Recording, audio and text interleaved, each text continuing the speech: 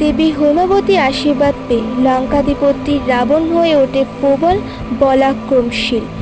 অন্যদিকে শ্রীরামচন্দ্র ভাবতে থাকে, দেবী দুর্গার যা সহায়, তাকে বধ করব কিভাবে?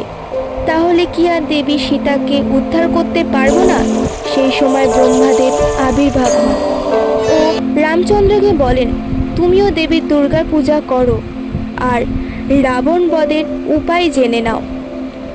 রামচন্দ্র বলেন, দেবী দুর্গা পুজো বসন্তকালে হয়, আর এটি তো শরৎকাল, এ তো দুর্গা পূজার সঠিক সময় নয়। তখন ব্রহ্মাদেব বলেন, তুমি এই ষষ্ঠীতে মায়ের বোধন করো, এতে কোনো দোষ হবে না, বরং দেবী খুশি হবেন। তুমি দেরি করো না, নিজের হাতে দেবীর মূর্তি তৈরি করে পুজো আরম্ভ করো। ব্রহ্মাদেবের কথা মতো শ্রীরামচন্দ্রের হাতে মূর্তি পুনরাকার ধারণ করল।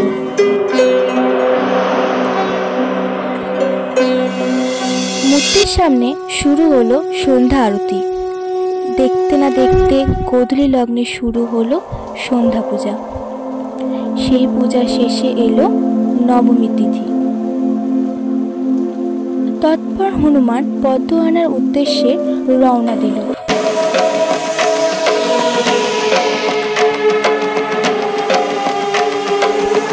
অবশেষে দেখা মিলল দেবীদহে ফোটা নীল পদ্ম।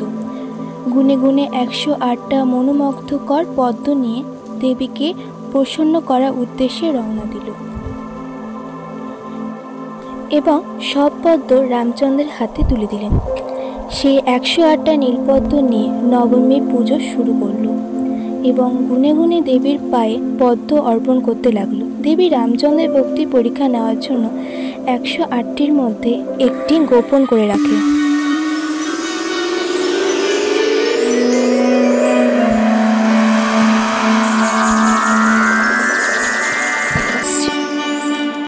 শ্রীরামচন্দ্র 108তম পদ্ম না পেয়ে নিজের পদ্মলোচন চক্ষু তুলে দেবীর পুজো অর্পণ করার সিদ্ধান্ত নিল।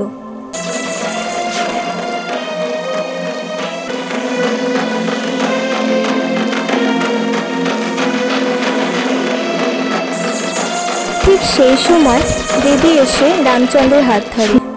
দেবী দুর্গার বরলাভ পাওয়ার পর দশমী পূজা সম্পূর্ণ করে এবং সকলে মিলে দেবীর মূর্তি সমুদ্রে বিসর্জন করে এবং রাবণ বধের প্রস্তুতি শুরু হয়।